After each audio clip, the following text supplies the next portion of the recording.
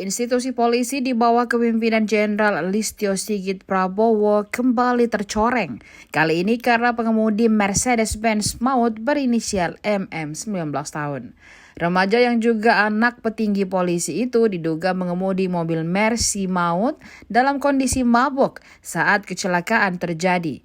Satu dari dua pelajar yang ditabraknya tewas di tempat, sementara satu dirawat di rumah sakit.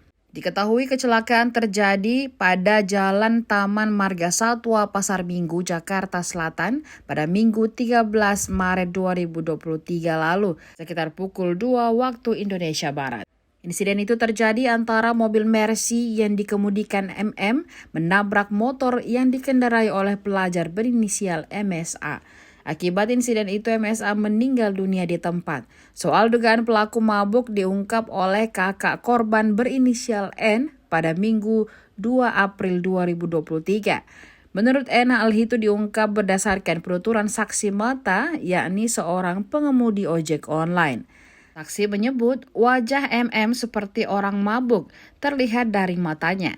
Saksi menambahkan anak anggota Polri tersebut memacu kendaraannya dalam kecepatan yang cukup tinggi. Akibatnya ketika melintasi perempatan lampu merah Jalan Marga Satwa Raya, tepatnya di depan kantor Kementerian Pertanian, MM tidak mampu mengendalikan mobilnya dan menabrak korban. Dikutip dari tribunnews.com, N mengaku heran karena pelaku tak langsung dites urin pasca kecelakaan.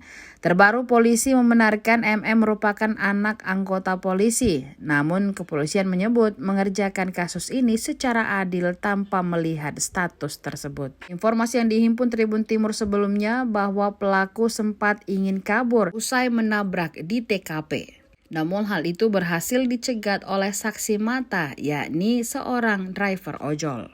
Selanjutnya pelaku mengantar korban ke rumah sakit, namun setelahnya menghilang entah kemana.